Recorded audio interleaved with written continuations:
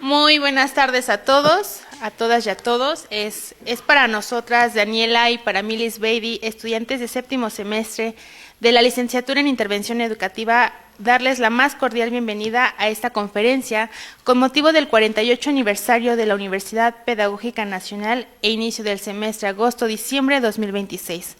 Agradecemos mucho la presencia de nuestras autoridades, personal docente, estudiantes e invitados que hoy nos acompañan. Sin duda, estos espacios son muy importantes para nuestra formación, ya que nos permiten conocer nuevas ideas, compartir experiencias y reflexionar sobre temas que contribuyen tanto a nuestro crecimiento académico como personal. Damos la palabra al doctor Carlos Mejía para que nos brinde un mensaje de bienvenida.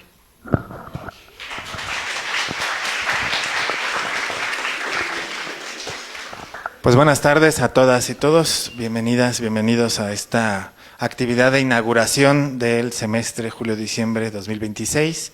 También con esta actividad conmemoramos pues, el aniversario de la propia universidad, de sus 48 años, ¿no? Que es muy joven, por supuesto, ¿no? 48 años son muy jóvenes, ¿no? Y agradecer a Mónica por venir, por aceptar la invitación. También nos acompaña Gustavo, que nos ha acompañado en otras ocasiones, también con algunas conferencias que pronto lo citaremos de nuevo, a las y los compañeros que nos ayudan al ejercicio del audio, del video y de la transmisión en vivo, a la coordinadora de licenciaturas, a su equipo por esta actividad, pero sobre todo ustedes que tienen el interés de atender, de ver y disfrutar este tipo de actividades formativas. Como saben, las universidades no solamente se encargan de dar clases, sino también se encargan de generar este tipo de espacios de diálogo. Entonces, sin más, les agradecemos y pues buenas tardes.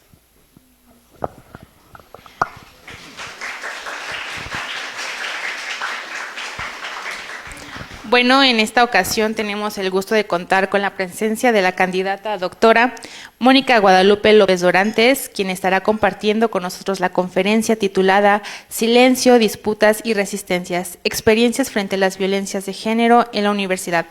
Estamos seguras de que será un espacio enriquecedor y que los conocimientos y experiencias que se compartan serán de gran utilidad para los presentes. A nombre de la UPN Unidad 131 Hidalgo, agradecemos profundamente su presencia y disposición para formar parte de este encuentro. Me permitiré leer un poco de la trayectoria de la maestra Mónica.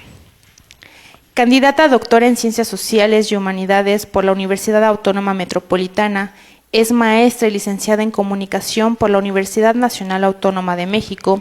Realizó una estancia de investigación en la Universidad Autónoma de Barcelona, donde trabajó los temas de ciberfeminismo, tecnofeminismo y acción colectiva feminista. Ha participado como ponente en congresos nacionales e internacionales y ha desarrollado investigaciones sobre violencias de género en instituciones de educación superior y en el ámbito educativo, desde el enfoque de cruce de saberes y metodologías participativas.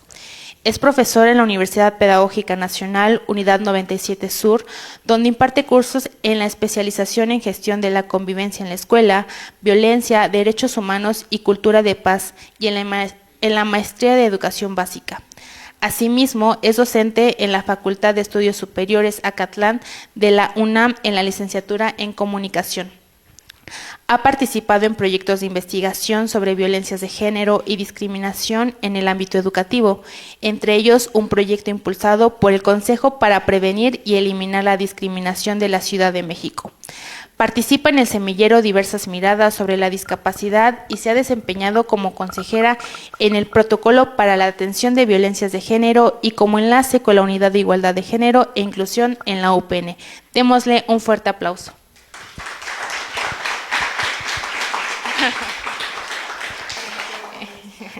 Para dar inicio, les comento la dinámica de la sesión. La maestra Mónica tiene hasta 1 hora para desarrollar su conferencia.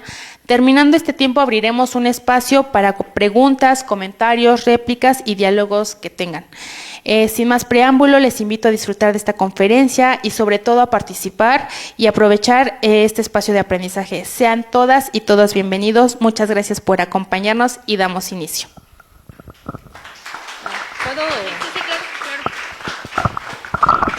No sé si... Soy muy mal hablando en micrófono, entonces si ven que me alejo, me hacen gestos para que no me escuchan. Bueno, pues muchas gracias por la invitación. Le agradezco a la UPN Hidalgo y a Carlos Mejía por la invitación. La verdad estoy muy contenta de ver como otras experiencias universitarias, siempre conocer como otros espacios, otros actores y otras dinámicas es enriquecedor en el sentido de que vas conociendo pues cómo se desenvuelve ciertas miradas sociales en espacios concretamente educativos. Bueno, entonces muchas gracias, espero que la conferencia sea lo más dinámica posible, ¿no? A veces hacemos como mucho rollo, entonces espero que sea como concretito. Y el título de la ponencia, como mencionaba esta Isaibeidi, es Silencios, disputas y resistencias, experiencias frente a las violencias de género en la universidad. ¿Qué sucede? O sea, mucho de lo que estoy hablando en esta ponencia tiene que ver con mi propia experiencia en los cargos que he tenido, que es persona consejera ante el protocolo de atención a la violencia de género. ¿Qué es la persona consejera en la UPN?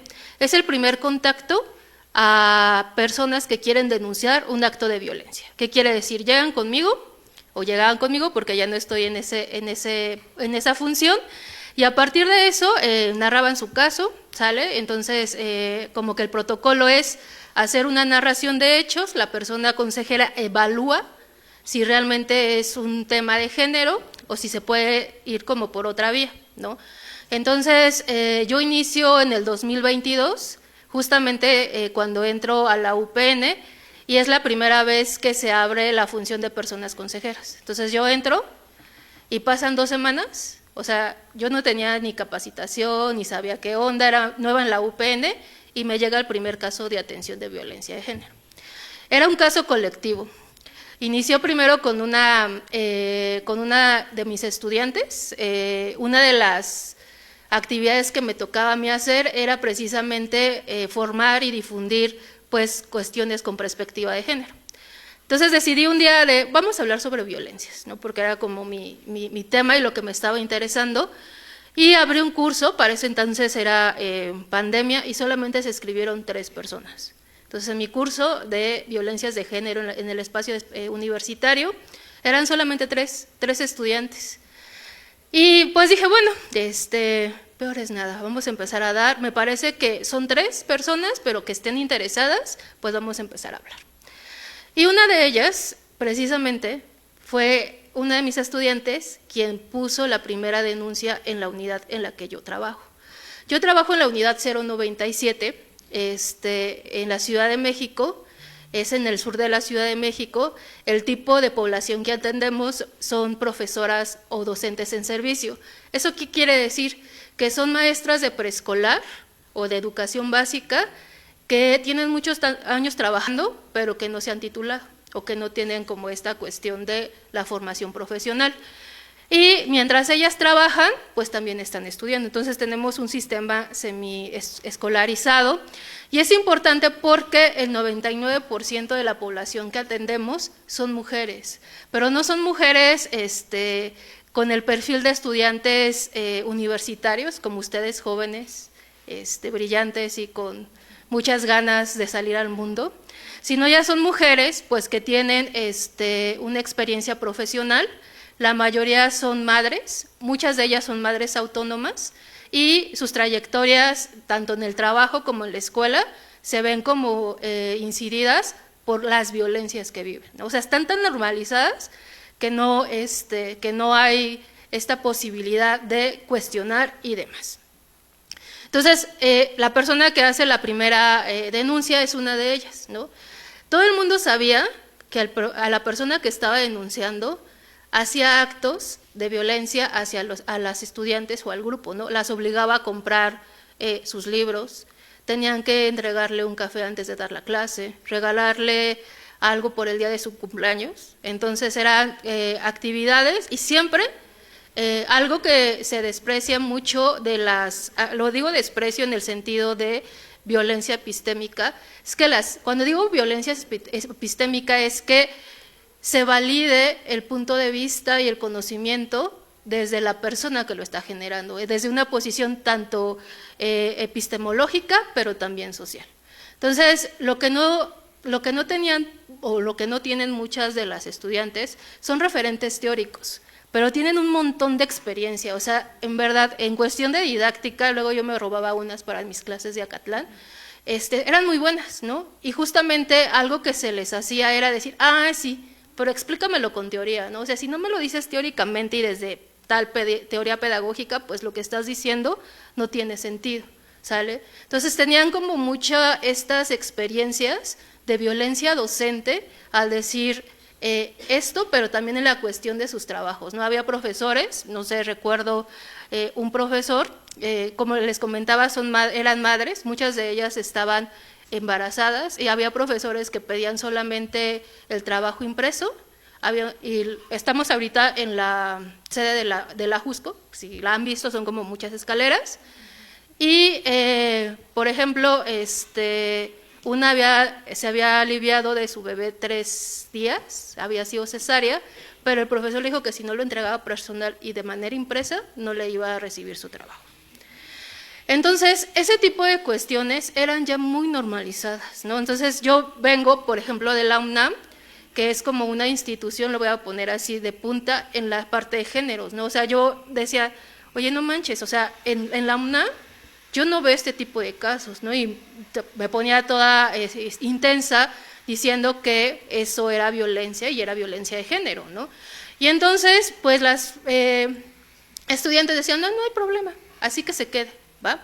Y entonces, a partir de esa experiencia que denunció esta persona, pues la verdad yo me fui como involucrando en más como en este tipo de situaciones. Generalmente yo lo que a mí me gustaba era hacer como trabajo académico, teórico, sobre la violencia de género, pero algo que he entendido, por ejemplo, en estas actividades es que no puedes ser tibio ante algunos casos o no puedes ser tibia ante algunas situaciones, ¿no? Era tanto ya como o remarcadas, repetidas estas situaciones, que llega un punto en que ya no puedes seguir callando, o es de cierta forma el silencio, justamente es lo que hablo, es como cómplice y reproductor de estas violencias. Entonces, bajo esa temática es lo que quiero hablar o compartir con ustedes. Es una experiencia personal, pero creo que también tiene un posicionamiento político, epistemológico y teórico, ¿va? Entonces, abro con la pregunta de qué pasa cuando una experiencia no se nombra o se minimiza. Justamente algo que pasaba, esto es como muy redundante, con las situaciones que yo vivía en la unidad, era que se minimizaba mucho o no se nombraba, ¿no? O sea, era esta cuestión de silencio. Sabíamos que pasaba, pero no se decía nada. Entonces, si no se nombra o si no se denuncia, pues no pasa nada, ¿sale? Eso puede ser. O la otra es que está muy normalizado, ¿no? Es que es el profesor, entonces es muy exigente y pues me regañó porque no sé teoría y bla, bla, bla. O sea, eso puede entenderse desde una perspectiva muy de estereotipos y roles académicos, ¿va? Pero muchas veces piensen, por ejemplo, en sus salones, ¿quiénes son las que participan más? ¿Quiénes son los que participan más? ¿Cómo se sienten ustedes, por ejemplo, cuando el profesor es un hombre o es una mujer? ¿Tienen la misma disponibilidad? ¿Se sienten más en confianza? Yo, por ejemplo, en Acatlán, las chicas tienen que hacer un montón de situaciones para evitar al profesor acosador. Entonces, necesitan entrar a las 7 de la mañana, tener 4 horas libres para tomar una clase a las 3 para que no le toque el profesor acosador, que todo el mundo sabe que es acosador. Entonces, justamente este tipo de cuestiones se van normalizando en las instituciones y pasan desapercibidas, ¿va? La siguiente, por favor. ¿Qué sucede? Con la universidad es un espacio de disputa. Y esa parte creo que es muy importante entenderla. Lo que están viendo ahorita son unos murales y una ofrenda a una chica de pedagogía, una egresada de pedagogía en Acatlán, que fue asesinada por su pareja.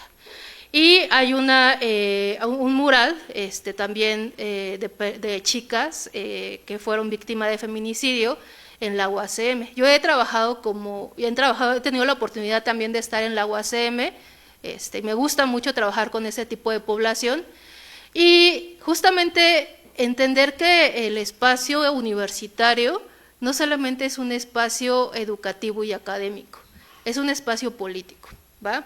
Y entonces a veces pensamos que en la universidad solamente venimos a aprender y a ser profesionistas, pero realmente estamos formándonos como personas o actores políticos, ¿no? Justamente este tipo de expresiones revela cómo dentro del espacio universitario se siguen reproduciendo o se trae estas estructuras que están fuera o pensamos que están fuera del espacio universitario. Entonces, ¿qué sucede? A mí me parece que cuando un espacio cuando en el espacio universitario se apropia la comunidad estudiantil, es un acto político y que viene desde las voces de las propias comunidades estudiantiles, ¿no? Ver los murales, ver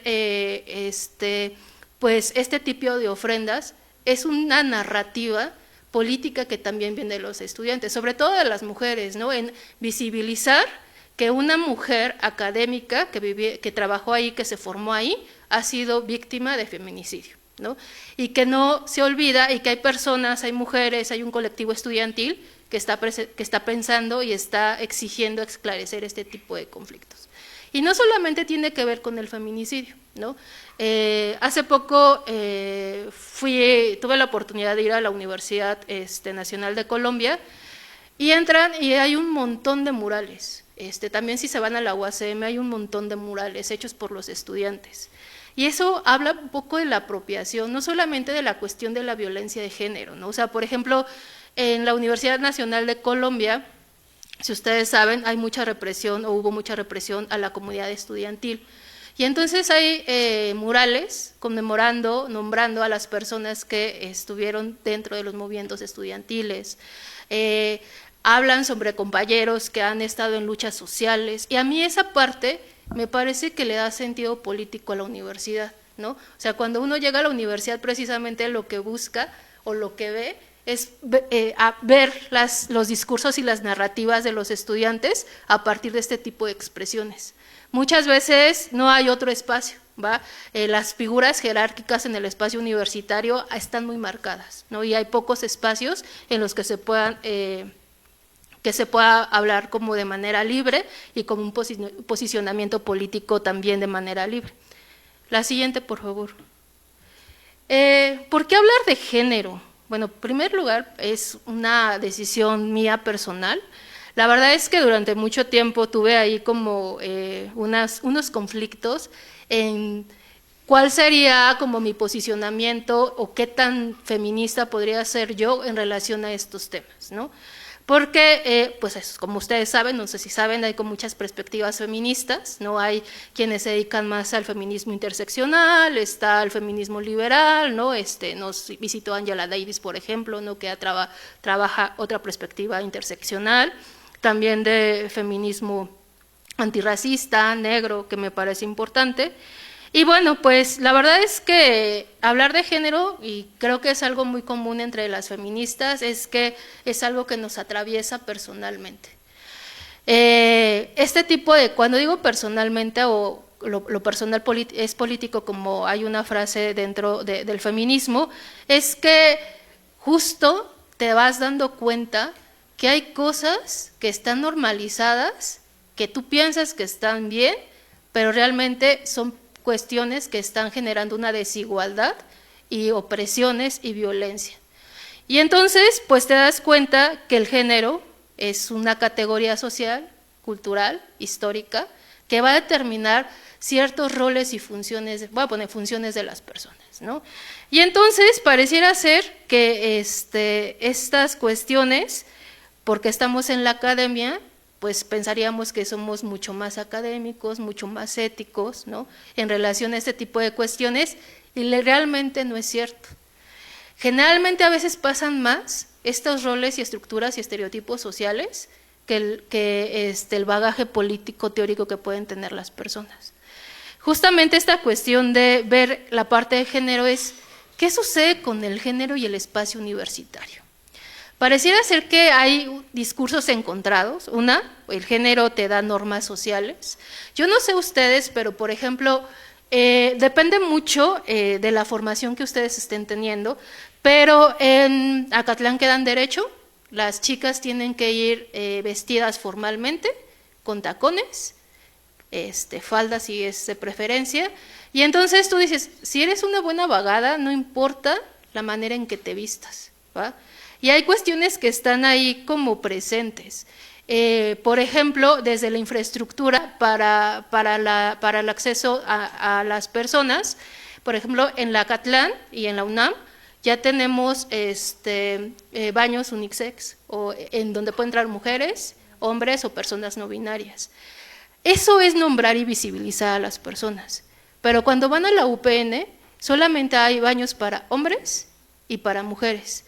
Y de las mujeres son la misma cantidad para hombres, pero si ustedes se dan cuenta y si han ido a conciertos, la fila para entrar al baño de las mujeres son un montón, ¿no? Y entonces habla esta cuestión también de las necesidades de infraestructura y demás. Por ejemplo, también dentro de la universidad donde yo trabajo, pues la mayoría de las mujeres con las que convivo son mamás y doy clases los sábados. Entonces a veces pobres de sus hijos y de sus hijas a las 7 de la mañana tomando clase en sábado porque no tenían con quién dejar a sus hijos. Entonces todo este tipo de cuestiones igual y no se visibiliza, pero se refleja dentro del espacio universitario, ¿va? Por ejemplo, había también prácticas de algunos profesores o particularmente en donde llevaban, no sé, a sus hijas o a sus hijos, y pues en la mañana da hambre, ¿no? O sea, imagínate más chavito y niño así despertándote. Entonces, pues las mamás les daban de desayunar a sus hijos. Entonces lo que hacía el profesor es, no se puede comer en el salón. Entonces tomas a tu hijo y sales, ¿no? Entonces, pues obviamente las estudiantes decían, ay, no, sí, ¿cómo le doy a mi hijo de comer, bla, bla, bla? Pero entonces ves toda la desigualdad que hay, ¿no? Cómo se van gestando, abonando, reproduciendo como estas desigualdades. La otra tiene que ver con jerarquías y relaciones de poder en esta parte de la universidad. La universidad sigue siendo muy jerárquica, ¿no? En la UPN como que tenemos esta idea de trabajar desde una educación comunitaria y crítica, pero la verdad es que la mayoría de las jerarquías están presentes, ¿no? O sea, todavía tienen como los profesores y las profesoras esta idea del profesor, el académico, la académica. Entonces todo lo que decimos nosotros es como casi incuestionable, ¿no? Y entonces esa parte no solamente se da entre estudiantes y profesores, porque eso también implica, ¿no? Muchas de las estudiantes no denuncian porque ese profesor es el único que da la materia y que también aplica el extraordinario. Entonces, si yo lo aplico, o sea, si yo lo denuncio, pues ya no salí de la universidad, ¿no? Es mucho temor. Pero también estas relaciones de poder se dan dentro de los propios profesoras y profesores, ¿no? Dentro de las investigaciones que he hecho, precisamente en la UPN era, ¿qué sucede con las profesoras con relación a los profesores? Y entonces se daba cuenta de que la mayoría de las profesoras eran profesoras interinas, ¿sale? Y no tenían como base, cubrían horarios que otras personas no querían cubrir, ¿no? Había un caso, por ejemplo, de una de las maestras que decía, es que el director me pidió de favor que diera una clase, pero como no hay presupuesto, no me van a pagar. Entonces, pero como fue mi asesor, pues le voy a hacer el favor, ¿no? Y entonces tú dices, pues sí, ¿no? A través de este tipo de mecanismos se van como legitimando ciertas cosas, pero ya después no fue solo un semestre, fueron 2 hasta que se cumplieron 3 años. Eso es violencia económica. Cuando las personas o los varones les dicen este tipo de cuestiones, dicen, si no me pagas, yo no lo hago. Entonces, son cuestiones de género que también se van visibilizando y demás, ¿no? O sea, por ejemplo, la mayoría de las mujeres académicas son las que siguen organizando la mayoría, organizando los eventos, se fijan, bla, bla, bla. Entonces, siempre es que las mujeres son más organizadas, ¿no? ¿Qué creen? En los informes recopilamos todo, pero mejor se lo dejamos a fulanita porque tiene mejor orden y bla, bla, bla. Entonces, son también cuestiones jerárquicas que se van dando a partir de, como de las relaciones de poder. Este tipo, insisto, diferencia la parte de la participación. Una profesora de interina no puede ponerse, voy a ponerlo así, a denunciar a un profesor de base, porque jerárquicamente y el reconocimiento y las relaciones de poder están ahí presentes. Entonces, es importante visibilizar ese tipo de cuestiones. La otra es que también esas violencias y esas desigualdades que traemos desde casa se reflejan aquí en la escuela, ¿no? Las reproducimos también aquí en la escuela. Hemos normalizado tanto las cosas y tantas las normas que también nos siguen todos los espacios, es transversal. La siguiente, por favor. ¿Qué sucede con las violencias cotidianas? ¿Cómo se va normalizando este tipo de situaciones? Cuando ya está todos los días, que dices, esto es normal, ¿no? Cuando sabes que tienes que traerle a tu profesor el café todas las mañanas, pues es normal. Y que el otro profesor también pide su café, dice, es una costumbre, un ámbito aquí de la universidad. Este tipo de cuestiones que les contaba, todos los ejemplos, son cuestiones que se viven al diario y ya no se empiezan a cuestionar. Como pasa siempre, pues ya para qué lo digo, ¿va? Y entonces a mí me ha pasado, cuando me he puesto intensa y reclamando ciertas cosas, algo que me dicen es, así son las cosas, ¿no? Y entonces, como tu posición como profesora interina en una situación de trabajo no tan estable, pues es importante ponerte en contra de la estructura institucional. La otra es que no fuera para tanto, ¿no? Hay algo que se sigue dando mucho, que son las relaciones entre profesores y estudiantes, y esa es una relación de poder, ¿no? O sea, que no se cuestiona y que está ahí. Si ustedes lo ven jerárquicamente, el poder, el maestro, la maestra, voy a hablar que más los maestros tienen el poder, ¿no?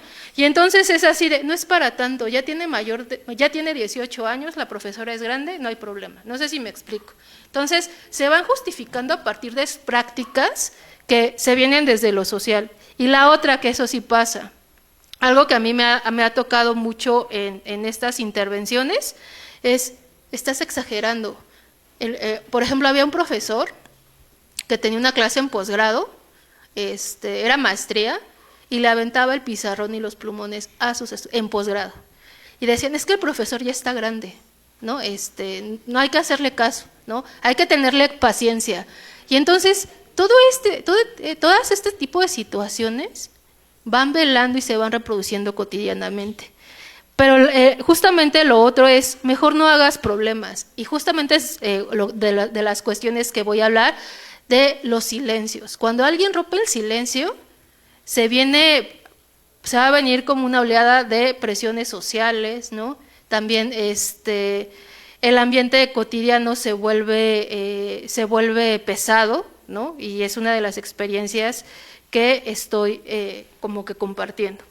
La siguiente, por favor. Nombrar es disputar.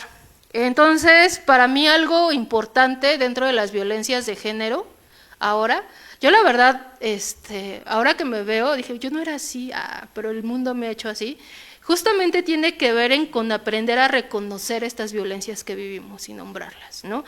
Y la otra tiene que ser con visibilizar qué es lo que está pasando. Y eso tiene que ver con el romper el silencio. Justamente, en el caso del profesor que yo les comentaba, llevaba años haciendo ese tipo de prácticas. Todo el mundo lo sabía, pero nadie decía nada. O sea, todo el mundo sabía qué pasaba, pero decía, es que así es el profesor, ¿va? O no es para tanto. La otra es que es importante politizar las experiencias. ¿A qué me refiero?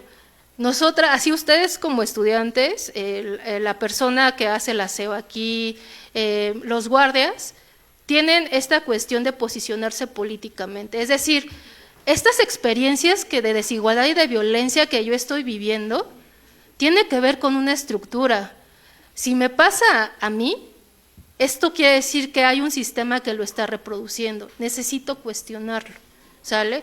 Necesito saber que la experiencia de violencia que yo estoy nombrando es una experiencia, sí, personal, pero también estructural y sistemática.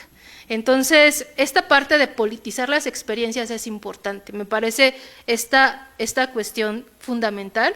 La otra es cuestionar normalizaciones.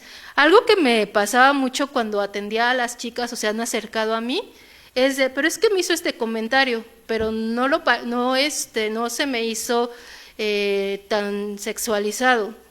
Y yo, pero te sentiste incómoda, hubo una situación que no te hace sentir como bien, te incomoda. Entonces eso quiere decir que hay una intención implícita en el comportamiento del profesor, ¿no?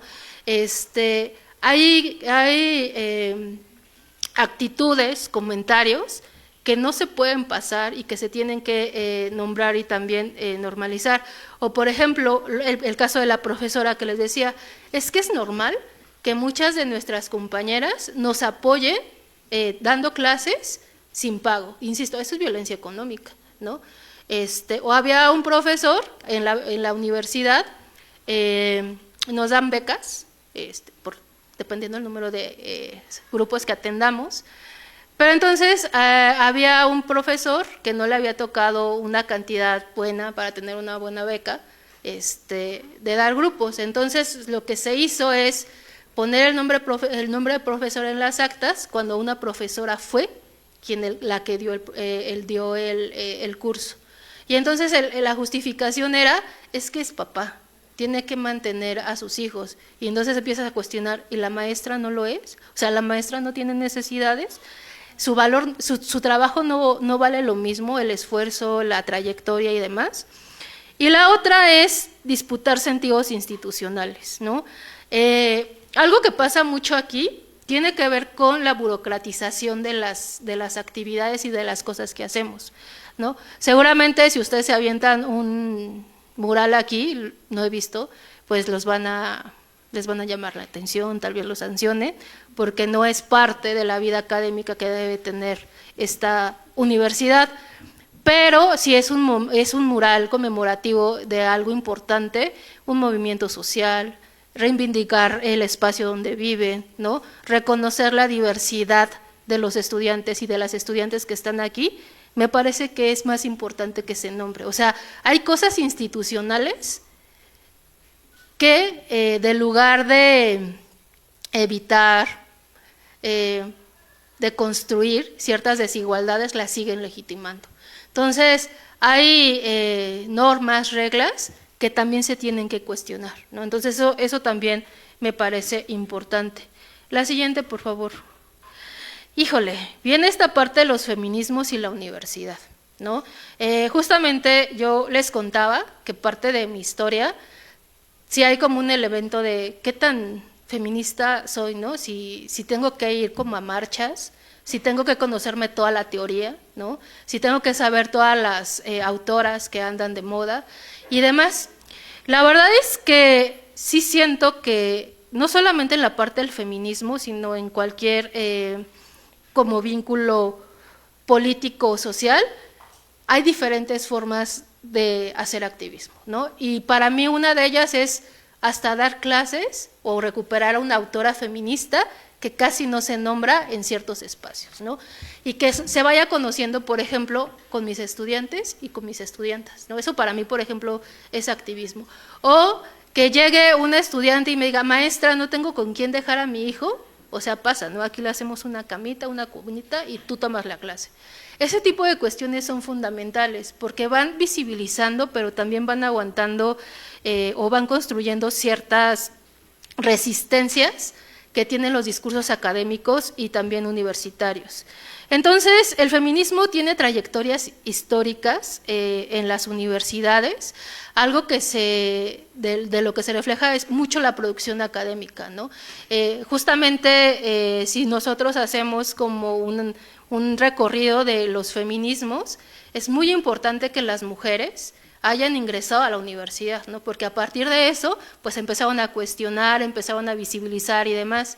Pero entonces ya no solamente el hecho de que existieran las mujeres, sino mujeres latinas, mujeres indígenas, mujeres negras en el espacio universitario, porque eso implicaba también hablar de sus referentes, ¿no? Empezaban a politizar desde sus experiencias personales, pero también luego empezaban a dar como una agenda política y una agenda académica. Entonces esa parte me parece muy importante, la presencia de las mujeres, no solamente en el ámbito académico, o sea, me parece muy importante que haya mujeres en la parte de puestos de toma de decisiones. Porque aparte puedes tener un puesto de toma de decisiones, pero eso no significa que las decisiones sean tomadas desde una perspectiva de género y con el apoyo. Por ejemplo, a veces se tiene que ceder más a las discusiones institucionales, o las directoras tienen que ceder a discusiones institucionales, a pesar de lo que esto signifique, ¿no? Es decir, yo puedo decidir que este profesor ya no dé clase, pero hay presiones por parte de otras personas, y entonces a veces se termina cediendo y hay como ciertos mecanismos, tanto sistémicos, que permiten este tipo de cuestiones. Pero insisto, me parece que la presencia de las mujeres, no solo de las mujeres, también de otros sectores, ¿no? De personas no vulnerables, de personas no binarias, afrodescendientes, migrantes, es fundamental. Y la otra es el currículo oculto. Creo que muchas de las propuestas que se ha dado de la parte del feminismo, ahora, por ejemplo, en la UNAM ya hay como materias obligatorias que tienen que ver con perspectiva de género, pero eso no garantiza nada. O sea, sí, una cosa es la cuestión del currículum institucional, pero la otra tiene que ver con el currículum oculto, es decir, ¿qué hago realmente en mi salón de clases? O sea, ¿cómo nombro estas violencias?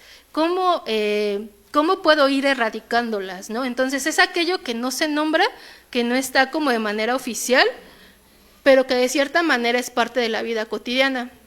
Y entonces, lo que empezamos a hacer dentro de la unidad en la que yo trabajo, junto con otras personas, pues fue hacer talleres sobre el género, sobre el tipo de violencias de género, sobre pedagogía del cuidado y demás. Empezábamos a hablar a las clases sobre este tipo de asuntos y empezamos a decir, es que esto es violencia académica. Y entonces empezaban mis estudiantes, o violencia docente, empezaban a ponerme ejemplos y yo, sí, eso también es violencia académica, sí, eso también es violencia académica, ¿no? Entonces, ellas empezaron a reconocer y a visibilizar que realmente el espacio universitario no está neutro y que se siguen visibilizando como ciertas cuestiones. La otra es las redes de apoyo que se construyen en el espacio universitario. O sea, si yo tengo que hablar respecto a mi función como persona consejera, mucha del sostén que yo tuve fue a partir de redes de apoyo. O sea, no puedes sostener la denuncia o no puedes ir contra la violencia institucional, estructural, no puedes ir sola, necesitas redes de apoyo, necesitas personas que estén sosteniéndote cuando estás haciendo este tipo de actividades. Y no me refiero, o sea, sí me refiero a la parte afectiva, que es muy importante, pero a veces tiene que ver con cómo puedo redactar un oficio, a qué instancias me puedo mover, qué persona del comité de ética también puedo empezar, ¿no? Y la otra es esta cuestión de las unidades de género. También creo que es fundamental que estén las unidades de género dentro de los espacios universitarios. Justamente lo que yo les decía es la parte de las narrativas. Igual, por ejemplo, no se ve como una cuestión muy académica, pero ya cuando empiezan a nombrar género, violencia en el espacio universitario, se van metiendo ciertos discursos que empiezan a incomodar. Y esa parte también me parece importante. Viene la otra, que es justamente desde donde yo estoy hablando, que son los protocolos de atención. Entonces, he tenido la oportunidad de estar como en varios encuentros con personas que se dedican a atender violencias en educación superior, que analizan los protocolos y demás, y entonces algo que hemos detectado es que los protocolos no son suficientes, ¿sale? O sea, están ahí, y está muy chido que estén ahí, porque antes no existían, pero hay muchos huecos y muchas resistencias institucionales. Lo que pasaba, por ejemplo, en la UPN es que nosotros metíamos, bueno, la unidad de género metía las denuncias, pero cuando llegaban las instancias correspondientes, que era el Comité de Ética y el órgano interno de control, como no tenían perspectiva de género, decía, esto no es violencia de género, porque es violencia académica. Y entonces decía, o sea, no manches, o sea, tiene todas las dimensiones para catalogarla como violencia de género. Eso era. La otra es que son procesos muy largos, o sea, hay denuncias que pueden durar 2 años, ¿no? Y no se tiene como este tipo de cuestiones. Entonces, también tiene que ver con la política institucional. Ahorita les cuento un poco más, pero por ejemplo, la parte de las violencias de género, en los protocolos, y justamente lo que les decía es que son procesos muy largos y son muy desgastantes, tanto para quien acompaña como para quien hace la denuncia, ¿no? O sea, llega un momento en que yo he acompañado varias personas que han denunciado, terminas cansado, ¿no? O sea, les hacen hacer la narración de hechos, presentar la declaración a otras personas, ¿no? Entonces, ese tipo de cuestiones desde la política institucional pues lo va desgastando. Sin embargo, todavía tengo en esta cuestión de es importante que existan los protocolos, o sea, a lo que me refiero, entre mayor herramientas tengamos para nombrar y acompañar la violencia de género es importante, pero no solamente tiene que ser desde la política institucional. Por ejemplo, muchas de las acciones que hemos hecho dentro de las unidades o de los espacios universitarios tiene que ver con organización de las personas, ¿no? Hacer oficios, empezar a señalar a las personas que están ejerciendo violencia y empezar como esta parte de las narrativas y empezar a nombrarlo. La siguiente, por favor. Bueno, ahí pensaba, me faltaba la transversalización de género, y esta parte creo que es muy importante, o sea, forma parte de la política educativa y de la política institucional, es decir, ver estas desigualdades de género que se vean en el contenido, en las prácticas institucionales y demás, pero la verdad es que a veces se quedan solamente en el discurso, o se piensa que solamente hablando de feminismo en los salones ya es perspectiva de género, ¿no? O sea, yo cuando les dijera, perspectiva de género es ver qué es lo que necesitan las necesidades específicas de las personas, en particular las mujeres. La unidad donde yo trabajo requiere una guardería para que las mujeres puedan estudiar mientras cuidan a sus hijos, ¿no? Eso es tener perspectiva de género. Algo que también se les exige mucho es como si fueran estudiantes de tiempo completo. No son profesoras de tiempo completo, no son estudiantes de tiempo completo. Trabajan, cuidan, maternan y estudian, ¿no? Entonces, ese tipo de cuestiones se tiene que pensar en la manera en que la propia institución universitaria apoye, no solamente en esta parte de los contenidos. La siguiente, por favor. Disputas institucionales. ¿Qué ocurre cuando se nombra las violencias? Y bueno, viene mi experiencia a partir de las denuncias y bueno, uno cree que denunciando pues ya se va a erradicar la violencia y todo va a tener su justicia y que entonces va a desaparecer todo, ¿no?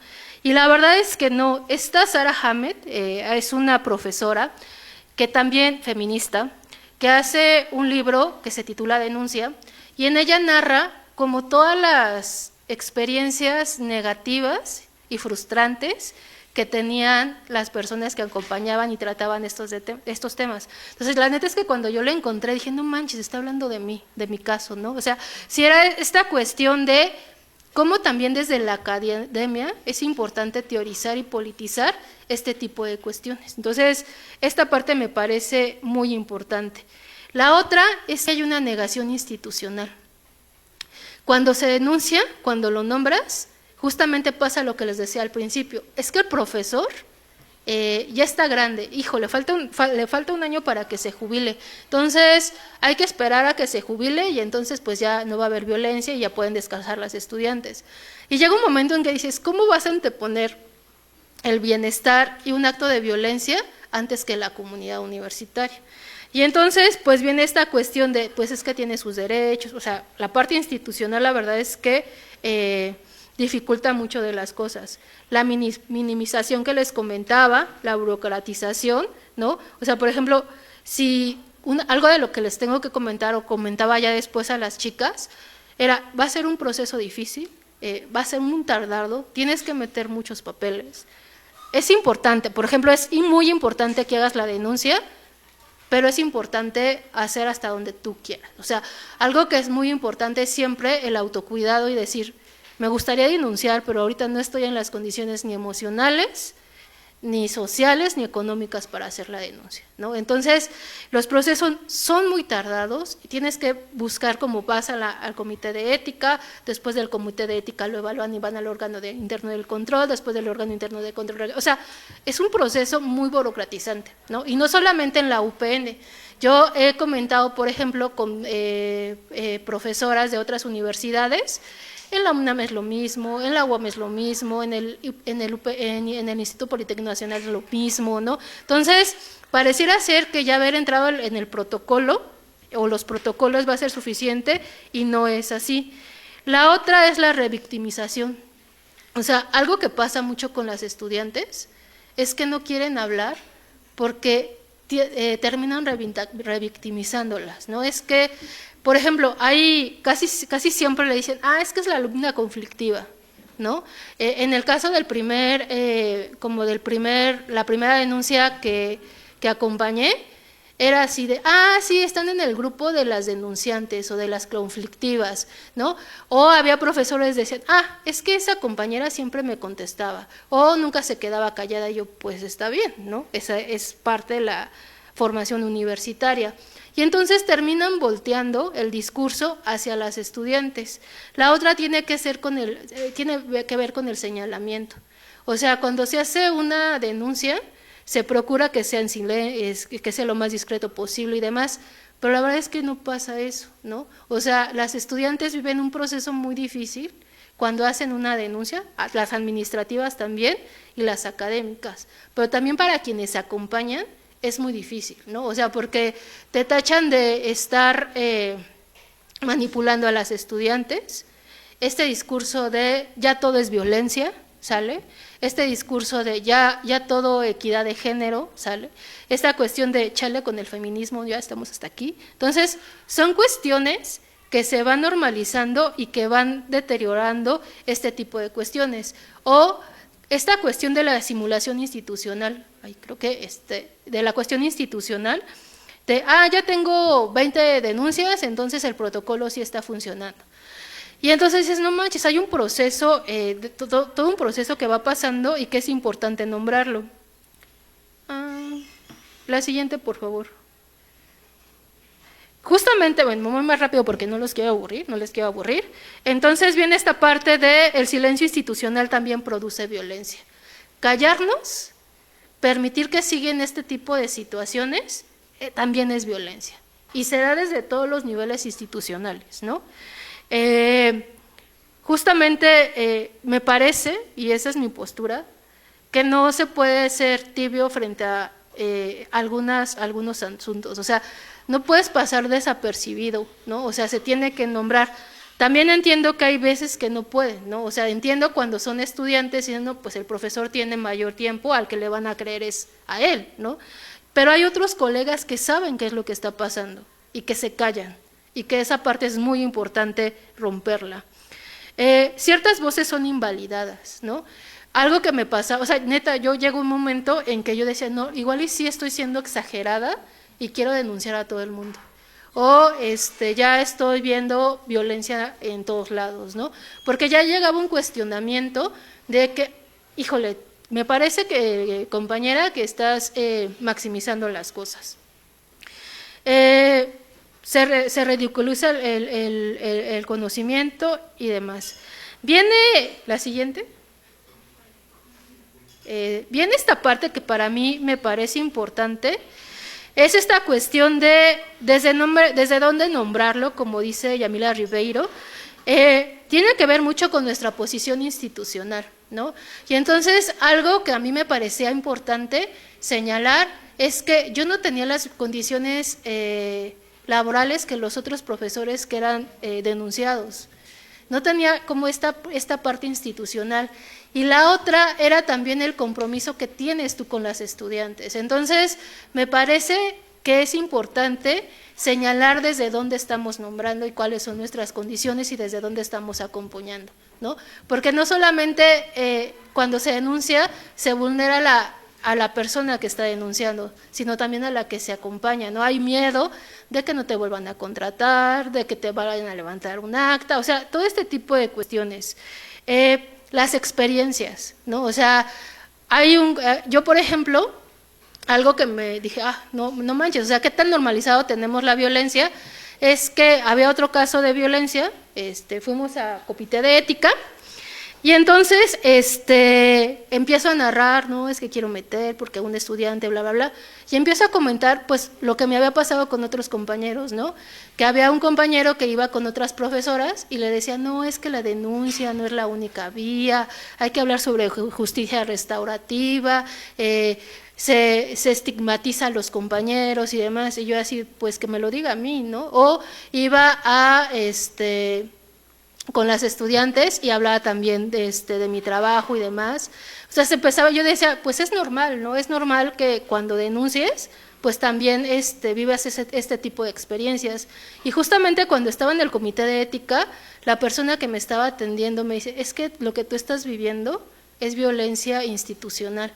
Y pues dije, es que ¿cómo me estás diciendo que yo estoy viviendo violencia institucional si yo atiendo casos de violencia?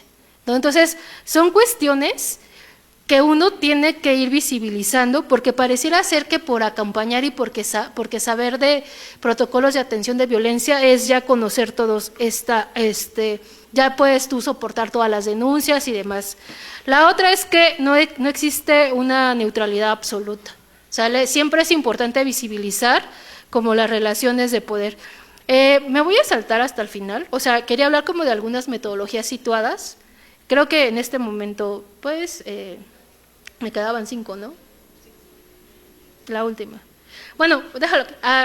Por ejemplo, esta cuestión de las experiencias propias, hubo una investigación en la que trabajé donde participábamos profesoras administrativas y estudiantes. Y entonces lo que queríamos hacer, se llama Cruce de Saberes, era que entre la comunidad de población de mujeres de la unidad reconociéramos la violencia. Y entonces primero trabajamos con estudiantes, después con administrativas y con docentes. Todo fue por separado, pero hubo una jornada en donde estuvieron los 3 sectores. Hicimos 3 grupos y les dimos los resultados que habíamos hecho, hicimos cartografías corporales, porque la violencia no solamente atraviesa o se da a partir de ciertos indicadores numéricos, sino también se vive en el cuerpo como territorio. Pero bueno, en esta experiencia les dábamos a las estudiantes lo que habían encontrado o lo que habían dicho las docentes, entonces cruzamos información y entonces decían las estudiantes y las administrativas, es que yo no sabía que también la maestra sentía que no era respetada su opinión, o yo no sabía que a la maestra no le habían pagado por dar clases. Entonces son cuestiones institucionales que se van dispersando y que es importante nombrarlas desde un inicio. Bueno, y ahí trabajamos, por ejemplo, la capacitación, está la cartografía del cuerpo. Una es cuando tú vives la violencia, pero también cuando la ejerces. Las redes de apoyo, insisto, son muy importantes. Bueno, sigue siendo lo del el proyecto. Hicimos una cartografía del espacio, ¿no? En donde indicaran en qué espacio y quién había sido como la persona que había ejercido la violencia. Algo que nos llamaba la atención es que dependiendo del sector, era donde había como más violencia. Por ejemplo, las administrativas siempre señalaban dirección y la rectoría, ¿no? Y las estudiantes señalaban los cubículos. Y entonces empiezas a detectar cuáles son como las redes de violencias que también se viven en el espacio. La siguiente, por favor. Bueno, otra de las actividades que hicimos era justamente lo que decía, nombrar qué es lo que pasa. Entonces les dimos unos stickers a las administrativas, a las docentes, podían escribir lo que ellas quisieran. Y si querían señalar dónde habían vivido violencia, lo podían haber hecho. Y entonces hubo quienes se fueron al auditorio, a rectoría, dependía también del sector, pero hubo estudiantes que se fueron a los cubículos de los profesores, ¿no? Llegó el rollo de también a rectoría y decir, oye, ¿qué está pasando? Y los profesores, es que, ¿cómo me señalan? Bla, bla, bla, ¿no? Es otra vez esta parte de los silencios y que cuando se nombra desata la caja de Pandora. La siguiente, por favor. La siguiente. Y bueno, al final de lo que hablo es precisamente esta cuestión de resistir no es solamente denunciar, sino también construir otras formas de estar, ¿no? O sea, para mí es muy importante hacer activismo dentro del salón de clases, ¿no? Reconocer las violencias que viven las estudiantes, también reconocer las violencias que yo produzco o reproduzco y trabajar juntas, ¿no? O sea, esta parte de hacer espacios entre las estudiantes y las profesoras, entre las administrativas, me parece fundamental, ¿no? Y la otra es producir saberes en la universidad. Cuando digo saberes, son importantes las investigaciones académicas, son importantes los artículos de divulgación, pero me parece que para este tipo de temas es compartir experiencias e ir construyendo formas de resistir, ¿no? Algo que me llamaba mucho la atención es que cuando íbamos a congresos sobre violencias de género en las universidades, todas nos pasamos tip de cómo no deprimirnos, ¿no? Si necesitabas como, mira, a mí me funcionó esto para este caso, no viene en el protocolo, pero te recomiendo que hagas esto, ¿no?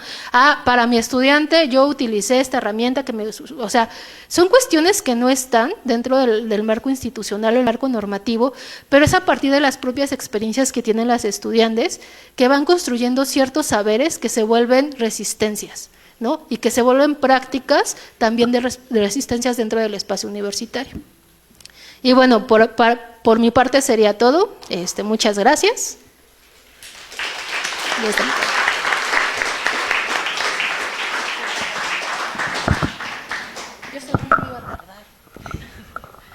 Muchas gracias, maestra. Bueno, vamos a pasar precisamente a la parte en la que leemos algunos de los comentarios de las personas que nos están viendo a través de redes. Berenice Velázquez le manda saludos, maestra Mónica. También el curso de repaso de admisión básica dice felicidades UPN Pachuca. Reina Romero pregunta, ¿cómo se puede generar la red de apoyo en un ámbito universitario si existe apatía de los estudiantes? O sea, ¿cómo los estudiantes pueden generar redes de apoyo? Esa es la pregunta. Lo voy a hacer igual desde mi propia experiencia. Por ejemplo, en la UPN, en donde trabajo, las estudiantes empiezan a visibilizar las violencias en las que están inmersas y les voy a decir algo así. Lo más importante es empezar a hablarlo y decir, a mí también eso me pasó. O saber que algo está viviendo la otra persona y aprendes a sostenerla o querer hablar cuando ella quiere o callar cuando no quiere decir nada. Pero también las redes de apoyo es traerle de comer a tu amiga, hablar sobre feminismo, decirle que lo que está haciendo el profesor no está bien. Las redes de apoyo pareciera ser que tendrían que ser grupos extensos, pero generalmente empiezan con tus grupos más cercanos, ¿no? O sea, en mi caso, éramos una profesora que también había recién ingresado y yo, la que estábamos atendiendo el primer caso de violencia. Les juro que nos escribíamos en la noche, ¿no? Es que no manches, la reunión estuvo súper fuerte. A veces eso es sostener.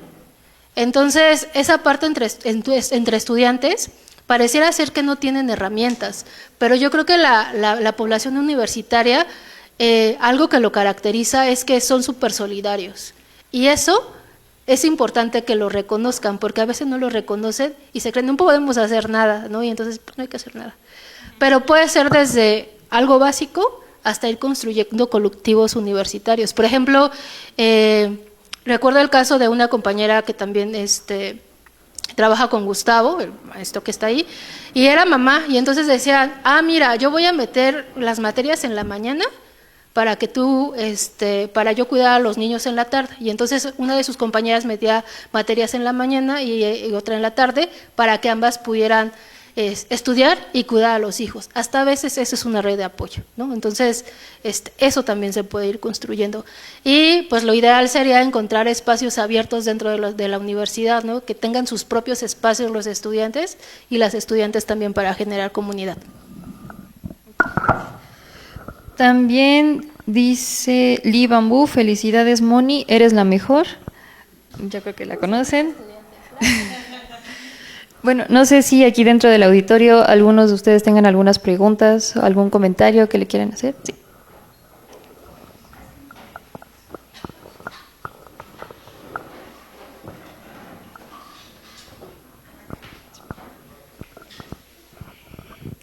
Bueno, pues antes que nada, nosotros, hablo en plural, agradecemos su presencia porque creemos que deben de existir más espacios donde se visibilice pues la violencia y que pues también nosotros tengamos como esta oportunidad de participar y de preguntar acerca sobre lo que nos pasa en nuestros espacios donde aprendemos. Bueno, mi pregunta empieza reconociendo sobre que usted plantea que la universidad es un espacio político y que nombrar es disputar y que cuando alguien rompe el silencio viene pues esta oleada, ¿no?, de presiones sociales. Y usted como docente en servicio en un programa semiescolarizado, ¿usted considera que las unidades de género y los protocolos actuales en la universidad realmente están para politizar y reconocer la experiencia de las mujeres o se han convertido en un mecanismo institucional para administrar y minimizar el conflicto y mantener la violencia normalizada? Y si es así, ¿qué implica entonces para nosotras como estudiantes posicionarnos políticamente dentro de la universidad?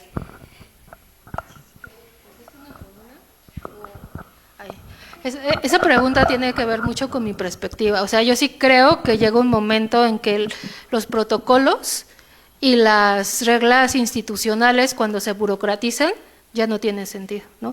O hay algunas cuestiones que te dicen, mira, en la violencia, por ejemplo, las más reconocidas son la violencia psicológica, sexual, o se piensa que nada más existen las violencias sexuales o el hostigamiento sexual en el espacio universitario.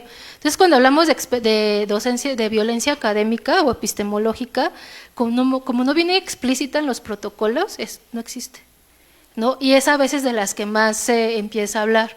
Entonces, yo creo que es importante la parte institucional, pero siempre creo que es importante la respuesta de la comunidad universitaria. O sea, si nosotros nada más se lo dejamos a la parte institucional, no va a pasar nada. O sea, va a pasar esta administración de la violencia, como dices, pero es importante que se empiece a nombrar. Y algo que creo que, como dirá Bell Hooks, como tu primera trinchera es tu aula o los contenidos que ves en tu clase, ¿no? Yo y otro colega, lo que decimos es, estamos hackeando el sistema, porque vemos los programas y vamos a ver a Bell Hooks, no viene, pero la vamos a ver. Vamos a hablar sobre feminismo antirracista, vamos a hablar sobre feminicidio, ¿no? Y entonces me parece que es importante que dentro de las clases, más allá de los espacios académicos, se empiece a cuestionar sus propias experiencias cotidianas, ¿no? ¿Qué pasa por aquellas personas que a veces tienen que dejar la escuela? Pareciera ser que a veces porque no le echan ganas, pero hay cuestiones estructurales que están importantes. Por ejemplo, en la Catlán me decía un chico, maestra, es que mi promedio está súper chafa en comparación de mis compañeras y compañeros. Pero era un chavo que tenía que trabajar entre semana y el fin de semana para poder estudiar. Y entonces yo le decía, es que te comparas cuando tus condiciones sociales y estructurales son diferentes, ¿no? O sea, lo que tú estás haciendo es también un acto de resistencia, porque a pesar de todas las cuestiones, sigues estudiando aquí. Y entonces me parece que la teoría, o si nosotros no problematizamos desde sus propias experiencias, no tiene sentido. O sea, la academia tiene que hablar desde lo que los jóvenes y las jóvenes dicen. Es decir, si quieren hablar de sus relaciones amorosas, tiene que ver con cuestiones sociales. Si quieren hablar de por qué no les alcanza el dinero, tiene que ver con cuestiones estructurales. No minimicen sus experiencias hablan mucho del contexto social y político en el que ustedes viven.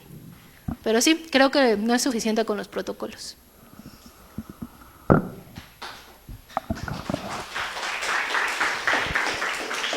¿Alguien más que quiera participar? ¿Que tengan alguna pregunta, algún comentario? Sí, puedes bajar. ¿Sí? Es por la transmisión.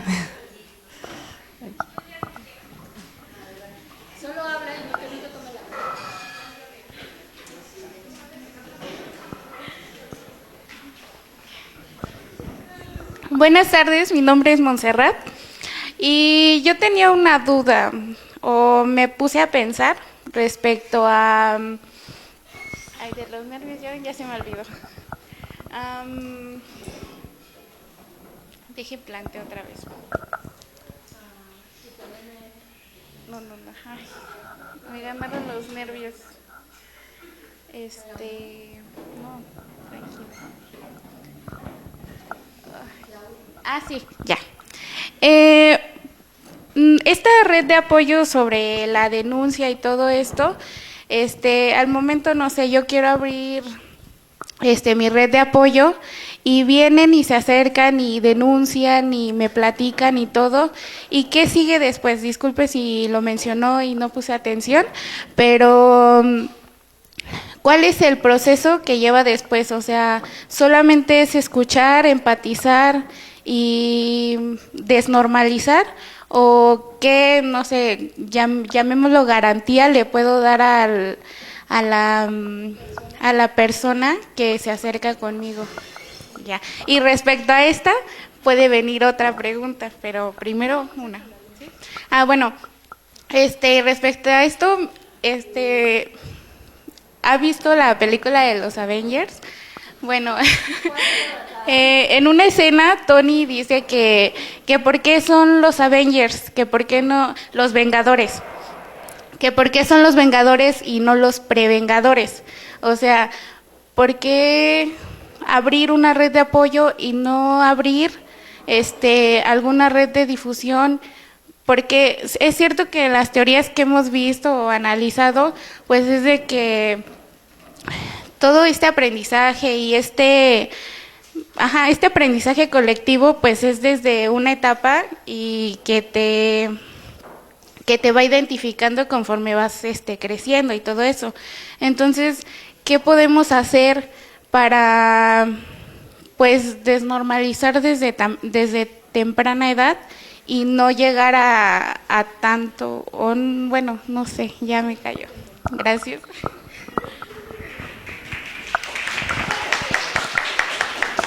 Ok, por ejemplo, aquí no sé si tienen unidades de género. Sé que la unidad de género de la UPN es a nivel nacional y eso también, por ejemplo, ha sido un problema institucional, porque las personas que se encargan, y no solamente de la UPN, o sea, en Acatlán, el personal para hacer formación, vinculación, con relación a género, son muy pocas personas. O sea, no hay ni siquiera suficientes insumos, ni materiales, ni simbólicos, ¿no? Entonces, la parte de la unidad de género es fundamental, insisto. Y con relación a las redes de apoyo, es que creo que son diferentes cosas y son diferentes caminos. Si me preguntan, yo desde la institución me he sentido sola y a veces que no puedo con la propia institución. Y eso también tiene que ver con reflexionarme a mí misma de que soy una mujer universitaria, sin trabajo fijo, ¿no? No tengo tanto tiempo ahí. Y si me pongo a analizarme, pues sí soy yo contratada a una institución, o eso pensaría en ese momento. Sin embargo, me parece, por eso les digo que no minimicen sus experiencias, entonces digo que son dos cosas. La parte del apoyo institucional o de la cuestión institucionalizada en cuanto a las denuncias es, viví una situación de violencia y está la persona consejera. La persona consejera puede ser una administrativa, un académico y un estudiante, y es voluntario, o sea, no hay designación específica. Si tú quieres, sale una convocatoria y dices, yo quiero hacerlo, ¿no? Entonces sale y ya te asignan como persona consejera, tienes como ciertas capacitaciones, ¿no? Pero más bien creo que son lugares de desahogo, ¿no? Porque empieza a hablar sobre las experiencias. Bueno, llega ese primer contacto, la persona consejera, algo que siempre te recalcan en las capacitaciones es que nosotras no somos abogadas y que no vamos a darle seguimiento a la denuncia. O sea, lo que hacemos es ayudarle a construir la denuncia, la narración de hechos, que eso es muy importante, cómo sucedieron las cosas y demás, y a acompañarla a llevarla a las instancias correspondientes. Por ejemplo, existen dos instancias, dependiendo si es alguna docente o alguna docente o alguna administrativa, es a comité de ética y al órgano interno de control, ¿sale? Si son estudiantes, pueden pasar directamente al comité de ética y creo que es la comisión de estudiantes, no recuerdo ahorita el nombre, pero ellos evalúan el caso, ¿sale? Entonces, cuando digo que es estructural y institucional, de nada sirve si no se tiene formación desde las personas que atienden los primeros casos hasta quienes señalan o hasta quienes analizan o dan resolución. Porque había, por ejemplo, esta cuestión de la minimización de los asuntos llegaba a comité de ética y lo desestimaban porque decían esto no es violencia de género, porque era violencia académica o de violencia epistemológica. Y dicen, está exagerando la profesora, pero bueno, dentro de cuando se abre el expediente, se acepta, pues está muchas cuestiones de la presunción de inocencia, se tiene que cuidar como el anonimato de las personas, hay un proceso largo de análisis del expediente y les va notificando cómo esta parte. No les garantiza realmente que se resuelva su caso, ¿no? Pero yo creo que algo importante, o sea, sí es denunciar para hablar y nombrar, ¿va? Y sé que no todas tienen como la misma condición, eso es por un lado. Y las redes de apoyo tiene que ver con este sostén, por ejemplo, con compañeras, ¿no? Que dice, ¿sabes qué? No te preocupes, vamos a armar un oficio y vamos a decir sobre esto. O, ¿sabes qué? Vamos a hablar con las estudiantes o voy a hablar contigo, ¿no? O sea, sé que estás cansada, sé que estás frustrada y demás. Entonces, va a la par, necesitas esta cuestión institucional también, que es muy importante y que a veces te suelta, pero la red de apoyo también tiene que ser a partir de tu red cercana. Y en cuanto a, de hecho algo que se recomienda siempre es llevar unas redes de apoyo. Está el síndrome vicario, no sé si lo han escuchado, que es estas personas que acompañan violencia. Llega un momento en que también ya se sienten muy desgastadas, es como el burnout del acompañante de violencia. Entonces llega un momento en que estás desgastada, que ya no puedes, en que crees que todo es injusto, en que no vale la pena denunciar y demás, ¿no? Entonces, algo que sí creo que es normal o pues sí, es parte del sistema en el que vivimos, es sentirte frustrada, sentirte que la institución no te está respondiendo porque realmente no te está respondiendo, ¿sale? Entonces, a veces tienes que recuperar las ganas, las energías y las fuerzas, pero continuar, ¿no? Entonces dices, si esta chava se animó a denunciar, pues voy a acompañarla, o sea, voy a hacer lo que yo pueda y la voy a acompañar. Si esta chava se animó a denunciar, no la voy a juzgar y no la voy a revictimizar. Hay como muchos espacios que uno piensa que solamente puede ser con la parte de denuncia y no.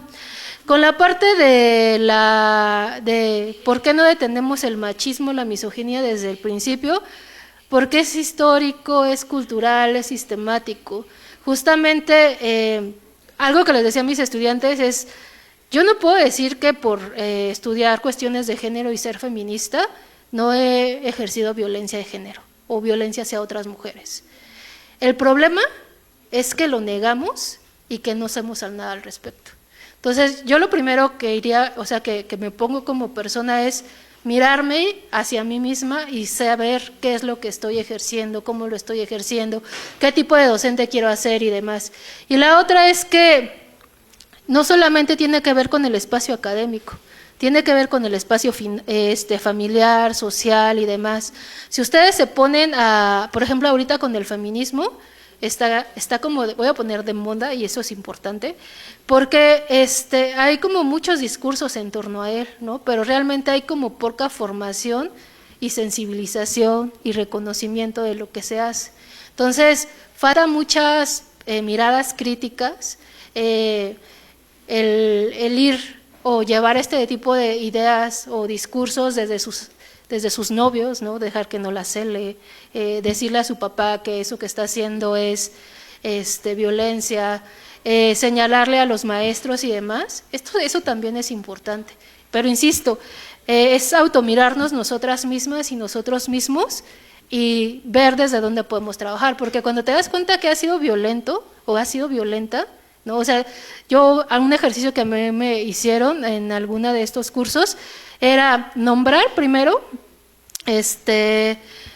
¿cuándo habías tenido tú una situación de violencia en la escuela? Y entonces, pues es muy fácil decir, ah, sí, tal profesor. Y la otra es reconocer en qué momento tú ejerciste violencia. Y ese es súper difícil, aceptarla. O sea, sabes que está ahí, pero aceptarla es difícil. Entonces, me parece que más allá de ir con el discurso de paridad de género, de que yo soy feminista y bla, bla, bla, eso se tiene que ver en el discurso y en las acciones. Y eso sería mi comentario.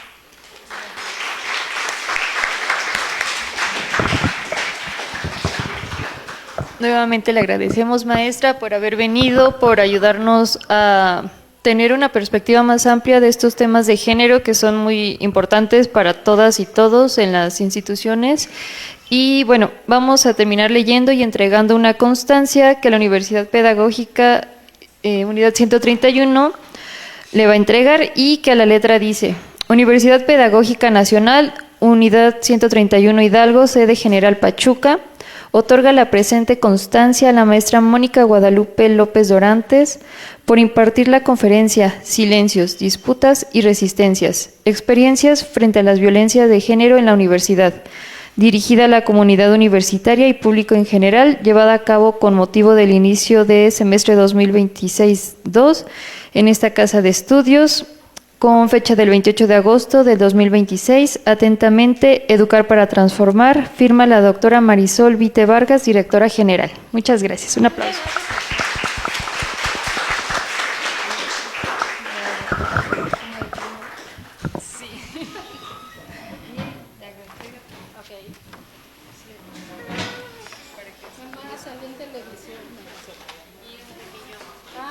Muchas gracias.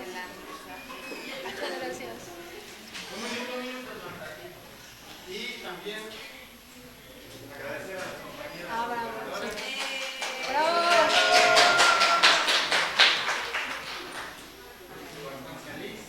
Muchas gracias, chicos. Muchas gracias. Me sentí muy cómoda con ustedes. Muchas gracias.